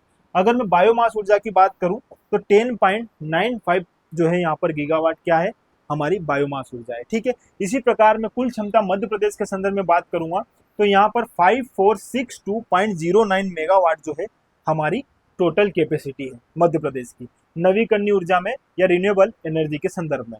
अगर मैं पवन ऊर्जा की बात करूं तो पवन ऊर्जा हमारे पास 2870.35 मेगावाट है, ठीक है। अगर सोलर एनर्जी की बात करूं, सौर ऊर्जा की बात करूं तो 2587.57 मेगावाट जो है हमारी यहाँ पर सौर ऊर्जा है। और बायोमास ऊर्जा की अगर मैं बात करूं तो 106.53 मेगावाट हमारी बायोमास ऊर्जा है। और लघु जल विद्युत जो है हमारी क्षमता है, इसमें हम 123.91 मेगावाट क्षमता रखते हैं। तो ये हमारी अप्रैल 2024 तक है, ये हमारी दिसंबर 2023 तक है, ये क्षमता हमने प्राप्त कर ली है। अब जो अनुमानित है वो भी एक बार यहाँ पर देख लीजिए। देखो ये जून 2024 तक जो संभावित ऊर्जा है वो मैं आपको यहाँ पर बता रहा हूँ। ये भारत के संदर्भ में बताऊंगा और ये मध्य प्रदेश के संदर्भ में बताऊंगा। अगर आपके पास ये डेटा नहीं है तो आप इस डेटा को नोट डाउन कर लो, दोनों इंपॉर्टेंट है, लेकिन ये संभावित है। ये जो ऊर्जा है ये हम प्राप्त कर चुके हैं और यह जो है संभावित है कि इतनी इतनी बढ़ सकती है। जून 2024 में ये जो रिपोर्ट आई है उसके अनुसार बता रहा हूँ। देखो सौर ऊर्जा की अगर बात करूंगा तो 7,48,990 मेगावाट ये सौर ऊर्जा है केंद्र के संदर्भ में। पवन ऊर्जा 6,95,509 मेगावाट। लघु पन बिजली जो है 21,134 मेगावाट। और बायोमास जो ऊर्जा है ये 42,312 मेगावाट है, ठीक है। ये है केंद्र के संदर्भ में, भारत के संदर्भ में। अगर मध्य प्रदेश में सौर ऊर्जा जून 2024 तक की जो आप हाल ही में जो डेटा आप बता रहे हो वो ये डेटा है जो क्या है दोस्तों, संभावित है 61,660 मेगावाट, ये है सौर ऊर्जा। अगर मैं पवन ऊर्जा की बात करूं 15,404 मेगावाट जो है ये है हमारी पवन ऊर्जा। और लघुपन बिजली जो है 820 मेगावाट है, ये भी आप यहाँ पर याद रखना। और बायोमास ऊर्जा जो है ये 1386 मेगावाट है, ठीक है। ये यहाँ पर अच्छे से इसको याद रख लीजिएगा, ये इंपॉर्टेंट है, सारी बातें जो है आपको यहाँ पर अच्छे से याद रखनी होगी। चलो आगे बात करते हैं दोस्तों, ऊर्जा से संबंधित कुछ महत्वपूर्ण बिंदु है, सीधे सीधे प्रश्न बन सकते हैं, आप एक बार इसको अच्छे से देख लीजिए। चलो मैं आपको अच्छे से इसको समझा देता हूँ। देखो भारत के संदर्भ में बात कर रहे हैं, सबसे पहले ये कि भारत की ऊर्जा जरूरतें 2047 तक 2 से 2.5 गुना बढ़ने की उम्मीद है। कब तक दोस्तों, 2047 तक, ताकि बढ़ती अर्थव्यवस्था की विकास संबंधी प्राथमिकताओं की पूर्ति इससे की जा सके। जैसे जैसे विकास की जो ओर हम बढ़ेंगे हमें ऊर्जा की क्या लगेगी, आवश्यकता लगेगी। और इस आवश्यकता को पूरा करने के लिए जो है 2047 तक 2 से 2.5 गुना जो है हमारी ऊर्जा बढ़ने की क्या है, उम्मीदें हैं, ठीक है। चलो आगे, राष्ट्रीय अपतटीय पवन ऊर्जा नीति 9 सितंबर 2015 को आई थी, ये याद रखना। शुद्धि पत्र में मैंने इसको मेंशन कर दिया है, आप एक बार इसको देख लीजिएगा। राष्ट्रीय अपतटीय पवन ऊर्जा नीति जो हमारी पुस्तक है उसमें मैंने इसको अच्छे से क्या कर दिया है, मेंशन कर दिया है। 9 सितंबर 2015 याद रखना, एग्जाम में पूछा जा सकता है। कार्बन उत्सर्जन को कम करने के लिए भारत में हरित हाइड्रोजन मिशन जो है इसकी शुरुआत की गई। कब की गई, 4 जनवरी 2022 को। याद रखना हरित हाइड्रोजन मिशन जो है, यह जो है मिशन 4 जनवरी 2022 को क्या है, शुरू किया गया है, ठीक है। जो 2030 तक 5 मिलियन टन हरित हाइड्रोजन का लक्ष्य रखेगा, ठीक है। इसने 5 मिलियन टन हरित हाइड्रोजन का क्या करेगा, उत्पादन करेगा, कब तक, 2030 तक, ठीक है। यह मिशन जो है कब शुरू हुआ था? 4 जनवरी 2022 को, हरित हाइड्रोजन मिशन के नाम से आप इसे जान सकते हो। इस योजना का कुछ और लक्ष्य भी है। ये इलेक्ट्रोलाइजर विनिर्माण और उत्पादन को बढ़ावा देने के लिए वित्तीय प्रोत्साहन प्रदान करेगी इस मिशन के अंतर्गत। और भारत में ऊर्जा दक्षता को बढ़ावा देने हेतु वर्ष 2005 के आधार पर 2030 तक उत्सर्जन तीव्रता में 45% तक कमी लाने का इसमें लक्ष्य रखा गया है। ठीक है, कब तक? 2030 तक 45% तक कमी लाने का यहाँ पर क्या रखा गया है? लक्ष्य रखा गया है। ठीक है, ये बात भी इससे याद रखना। देखो दोस्तों, ये है पीएम सूर्य घर योजना। यहाँ पर सूर्य नारायण भगवान है और ये घर भी है, तो आप सारी चीजें समझ पा रहे हो कि पीएम सूर्य घर योजना। इसमें देखो इसकी क्या है दोस्तों, जो फैक्ट है वो याद रख लीजिए। लेटेस्ट जो भी योजनाएं शुरू होती है उनको आप एक बार देख लीजिए, क्योंकि वहां से प्रश्न बनते हैं। अब इसकी घोषणा हुई थी 13 फरवरी 2024 को। ये भी मैंने शुद्धि पत्र में करेक्शन कर दिया है, आप एक बार किताब में देख सकते हो। ये घोषणा हुई थी दोस्तों 13 फरवरी 2024 को, और इसको मंजूरी मिली थी 29 फरवरी 2024 को। लागत इसमें 75,021 करोड़ रुपए की लागत है। इस योजना से 30 गीगावाट जो है यहाँ पर सौर क्षमता में बढ़ोतरी होगी, और इससे 17 लाख प्रत्यक्ष रूप से रोजगार प्राप्त होंगे। तो यहाँ पर पीएम सूर्य घर योजना की डेट जो है, घोषणा की डेट, मंजूरी की डेट, ये दोनों आप यहाँ पर याद रखना। ठीक है, ये सौर ऊर्जा हेतु चलाई गई है, नवीकरणीय ऊर्जा हेतु चलाई गई है एक योजना है। ठीक है, चलो आगे बात कर लेते हैं दोस्तों। यहाँ पर तृतीय क्षेत्र, तृतीय क्षेत्र के बारे में हम बेहतर तरीके से पढ़ चुके हैं। ऐसा क्षेत्र जिसमें सेवा से संबंधित सारी गतिविधियां शामिल होती है, जैसे बैंकिंग क्षेत्र है ना, जैसे आपका परिवहन ट्रांसपोर्ट वाला जो मैनेजमेंट होता है, वो सारा इसमें इसी में आता है दोस्तों, तृतीय क्षेत्र में। ठीक है, इसके अंतर्गत सेवा क्षेत्र को शामिल किया जाता है, जिसमें बैंकिंग, बीमा, परिवहन, संचार आदि जो है यहाँ पर शामिल किए जाते हैं। किसमें? टर्सरी सेक्टर में। ठीक है, ये यहाँ पर आप देख रहे हैं दोस्तों, यहाँ पर हॉस्पिटल जो है ये भी टर्सरी सेक्टर का एग्जाम्पल है। ठीक है, उसके बाद कुछ ये जो यहाँ पर परिवहन संचार जो चल रहा है, ये भी सारा किसके अंतर्गत आता है? हमारा टर्सरी सेक्टर के अंतर्गत आता है। ठीक है, अब ये द्वितीय क्षेत्र, ये द्वितीय क्षेत्र गलत डाल दिया दोस्तों यहाँ पर, ये है तृतीय क्षेत्र। ठीक है, ये तृतीय क्षेत्र है, इसको समझना। भारत के संदर्भ में, पहले भारत के संदर्भ में देख लेंगे, फिर मध्य प्रदेश के संदर्भ में देख लेंगे। भारत के जीवीए में तृतीय क्षेत्र का अंश वर्ष 2023-24 में 2023-24 में तृतीय क्षेत्र का कितना योगदान है दोस्तों? जीवीए में 54.7%। 4 सितारे लगा सकते हो, प्रश्न बनेगा यहाँ से भी। और किस संदर्भ में है ये? वर्तमान कीमत पर। तो वर्तमान कीमत पर जीवीए में तृतीय क्षेत्र का अंश कितना है दोस्तों? यहाँ पर 54.7%। यही अगर मध्य प्रदेश में देखोगे तो मध्य प्रदेश में स्थिर कीमत पर जो है यह 39.64% है, और वर्तमान कीमत पर या करेंट प्राइस पर यह है 36%।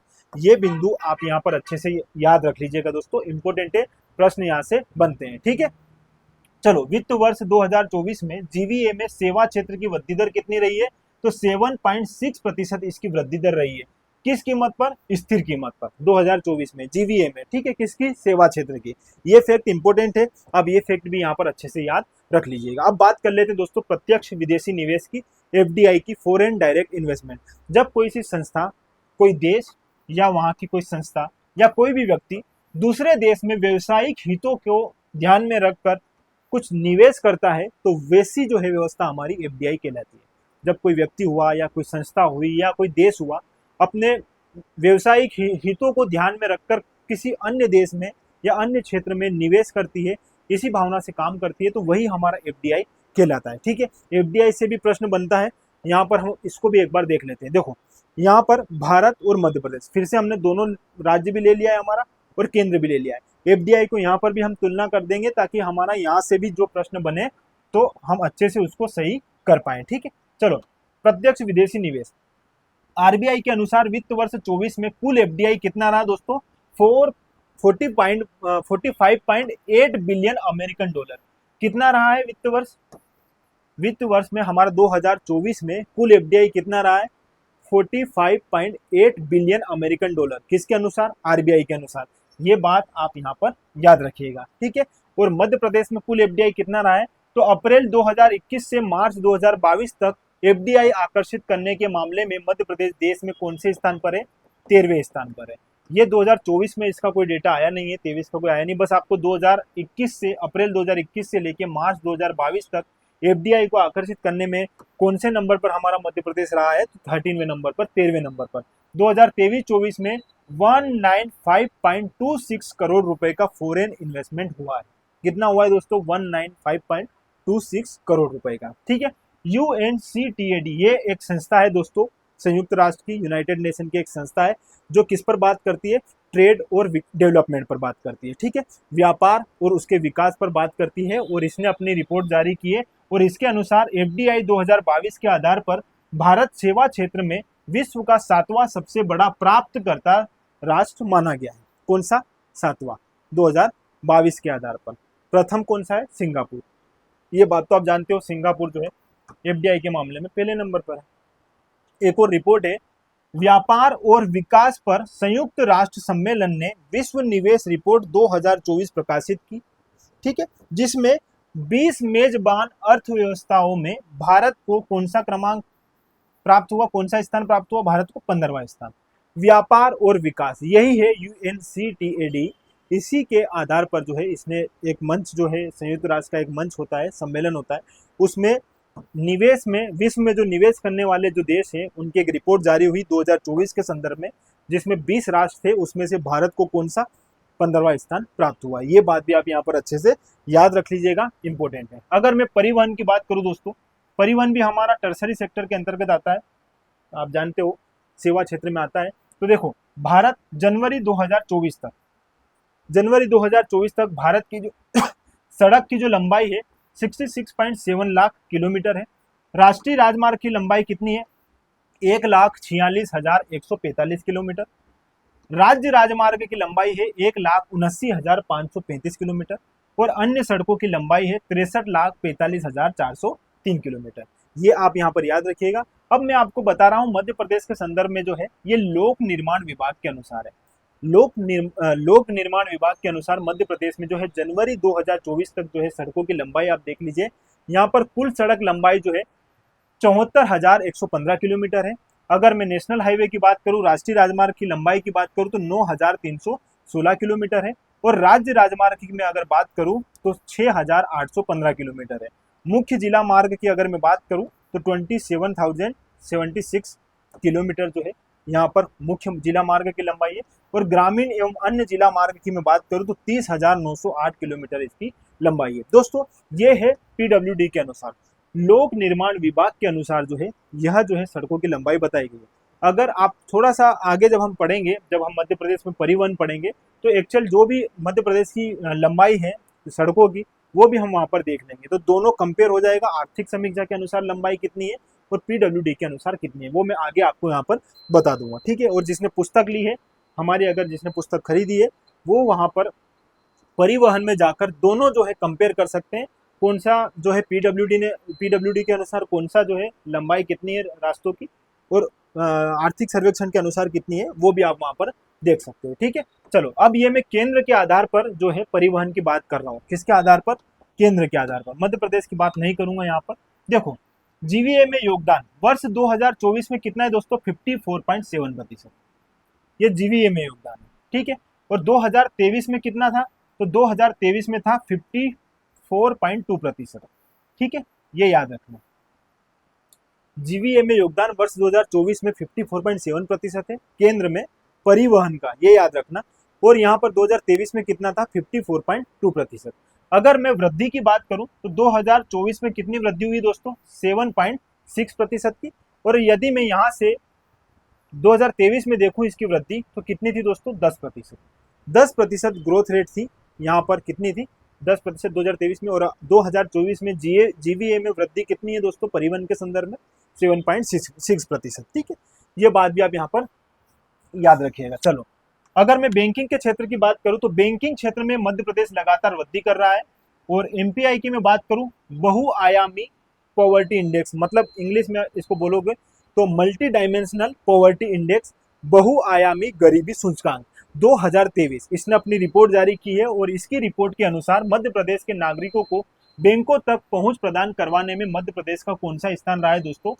9वां रहा है। हम बैंकिंग क्षेत्र की बात कर रहे हैं क्योंकि बैंकिंग क्षेत्र भी टर्सरी सेक्टर के अंतर्गत ही आता है। तो मध्य प्रदेश कौन सा स्थान रखता है? 9वां स्थान, अपने यहाँ के लोगों को बैंक तक पहुंच बढ़ाने में। ठीक है, ये बात आप यहाँ पर अच्छे से याद रख लीजिएगा। कुछ बैंकें जो है मध्य प्रदेश के संदर्भ में, और यहाँ से प्रश्न हमेशा बने हैं, इसलिए आप इसको भी एक बार देख लीजिए। कुछ वित्तीय संस्थाएं हैं और उनकी जो संख्या है वो भी हम यहाँ पर अच्छे से जल्दी जल्दी देख लेते हैं। देखो, अनुसूचित वाणिज्यिक बैंकों की संख्या मध्य प्रदेश में कितनी दोस्तों? 33। क्षेत्रीय ग्रामीण बैंक जो है मध्य प्रदेश में कितने हैं? 2 हैं, जिसमें एक है मध्य प्रदेश ग्रामीण बैंक और एक है मध्यांचल ग्रामीण बैंक। इसका हेडक्वार्टर कहाँ पर है? मध्य प्रदेश ग्रामीण बैंक का इंदौर में, और मध्यांचल ग्रामीण बैंक का जो हेडक्वार्टर है वो कहाँ पर है दोस्तों? सागर में।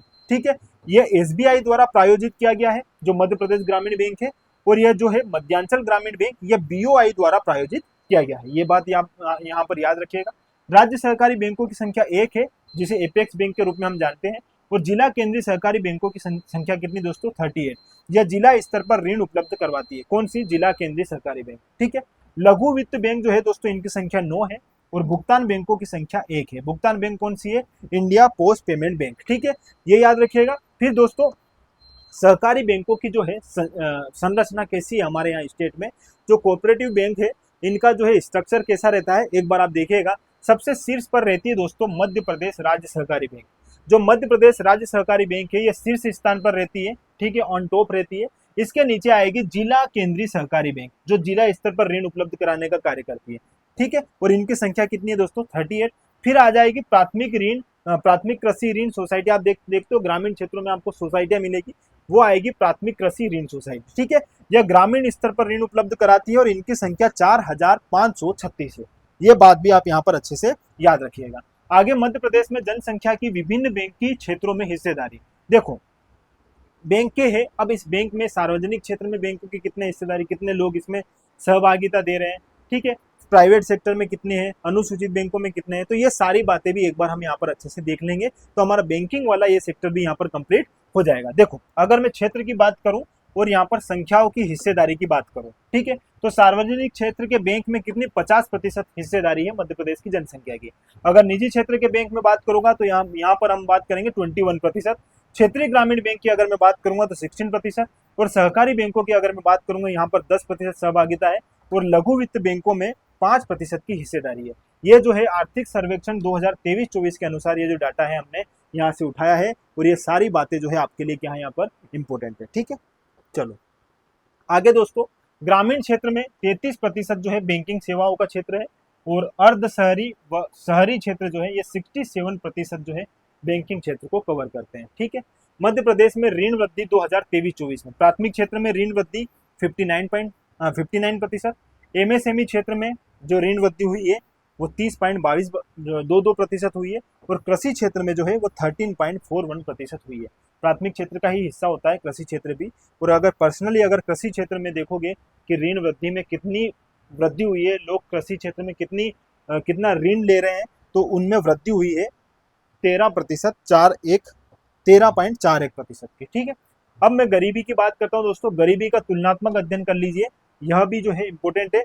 यहाँ पर है NFHS, national family health survey, जिसने अपनी 5 के अनुसार अपनी जो रिपोर्ट जारी करी थी, और इसने अपनी रिपोर्ट में देश में 14.96% गरीबी विद्यमान है। यह बताया था कि देश में अभी भी कितनी 14.96% जो है गरीबी विद्यमान है, तथा 9.98% की यहाँ पर क्या हुई है? गिरावट हुई है। मतलब 9.89% जो है गरीबी में क्या हुआ है? इजाफा हुआ है, गरीबी जो है इसमें गिरावट हुई है। ठीक है, चलो फिर जो है इसी के अनुसार 20.63% गरीबी विद्यमान है कहाँ पर? मध्य प्रदेश में। मध्य प्रदेश में गरीबी क्या है दोस्तों? ज्यादा है देश की तुलना में। कितनी बताई जा रही है यहाँ पर? 20.63%, तथा 15.94% की हमारे यहाँ पर क्या हुई है? गरीबी में गिरावट आई है। ठीक है, यह आंकड़ा आप यहाँ पर अच्छे से याद रखिएगा। फिर बेरोजगारी की मैं बात करूं, बेरोजगारी का तुलनात्मक अध्ययन करते हैं, तो यहाँ पर जो है यह भी है, मॉनिटरिंग होती है, centre for monitoring of Indian economy. यह जो है संस्था क्या करती है? यह भी जो है बेरोजगारी के लिए अपना डेटा जारी करती है, बेरोजगारी पर अपनी रिपोर्ट जारी करती है, और इसने अपनी रिपोर्ट जारी करी थी 2024 में, और फरवरी 2024 में अपनी जब इसने रिपोर्ट जारी करी थी तो इसने राष्ट्र में या देश में बेरोजगारी की दर कितनी बताई थी दोस्तों? 8% बताई थी। ठीक है, और यहाँ पर मध्य प्रदेश के संदर्भ में अगर बात करोगे तो 9.3% जो है देश में क्या है? बेरोजगारी है, और स्थान इसका 28 राज्यों में 21 क्रमांक। ठीक है, और अगर 8 और केंद्र शासित प्रदेश भी जोड़ दोगे तो 36 राज्यों व केंद्र शासित प्रदेश में मध्य प्रदेश का स्थान 27 क्रमांक पे आता है। मतलब भर भर के हमारे यहाँ पर क्या है, बेरोजगारी है। ठीक है, ये बात भी आप अच्छे से यहाँ पर याद रखिएगा। ठीक है, चलो आगे बात करते हैं। श्रम बल सर्वेक्षण की वार्षिक रिपोर्ट 2022-23 के अनुसार भारत के संदर्भ में। अब ये श्रम बल सर्वेक्षण जो है, इसने भी अपनी वार्षिक रिपोर्ट जारी की है 2022-23 में, और ये भारत के संदर्भ में जारी करता है। तो भारत में बेरोजगारी दर कितनी है दोस्तों, 3.2%।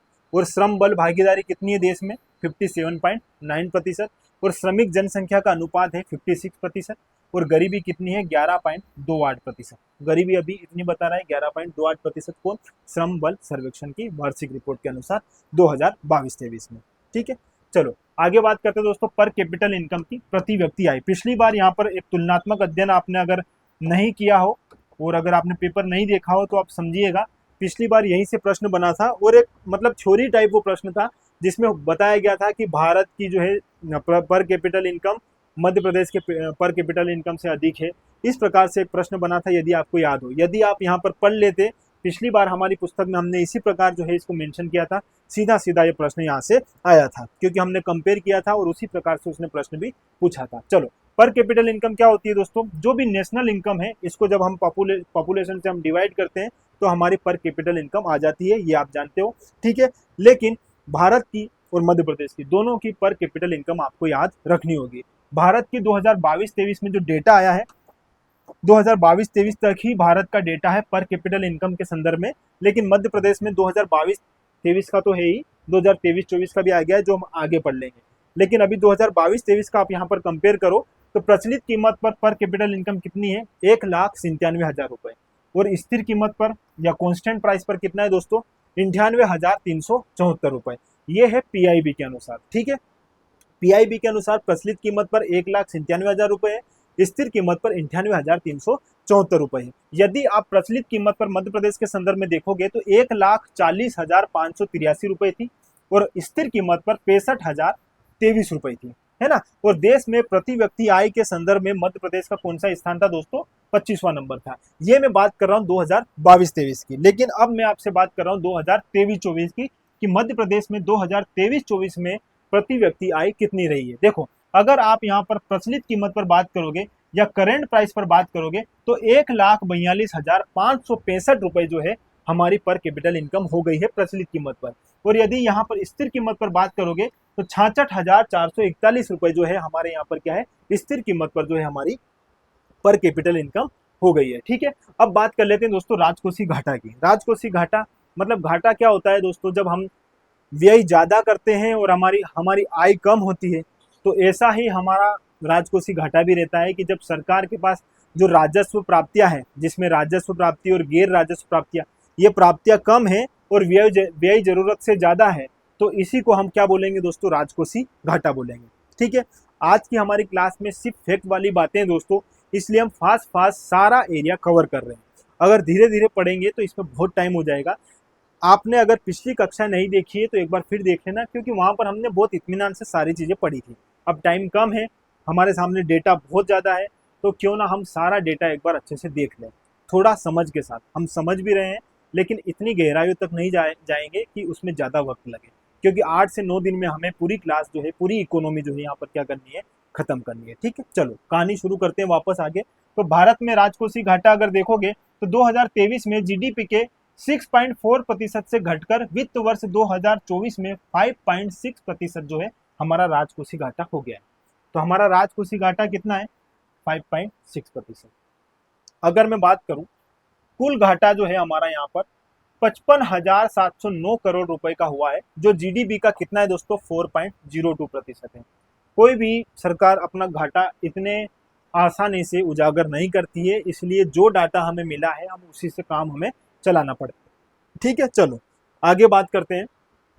अब हमारा जो है आज का लेक्चर लगभग कंप्लीट हो चुका है। ये हमारी 2 पुस्तकें हैं, जिसमें भारत एवं मध्य प्रदेश की अर्थव्यवस्था हिंदी में भी है, इंग्लिश में भी है। शुद्धि पत्र भी इसका जारी कर दिया है। यदि आपके पास शुद्धि पत्र नहीं मिला है, जो अपडेटेड है दिसंबर 2024 तक, जिसमें कुछ नियुक्तियां हुई है, कुछ नए अपॉइंट हुए हैं, कुछ रेट्स में जीडीपी वृद्धि दर में अलग अलग इंस्टीट्यूशन ने अपनी अपनी जो राय रखी है वो सारे हमने उसमें अपडेट कर दिए हैं। अगर आप अपडेट नहीं हुए हैं तो इस नंबर पर आप कॉल कर दीजिएगा, मैसेज कर दीजिएगा, हम आपको पीडीएफ उसकी पहुंचा देंगे। और यदि आपने हमारी पुस्तक नहीं देखी है तो एक बार मार्केट में जाकर जरूर देखिएगा। दोस्तों आगे भी हमारी क्लास कंटिन्यू बनी रहेगी, आप भी हमसे जुड़े रहिए और जुड़े रहने के लिए आपका बहुत बहुत धन्यवाद। Thank you.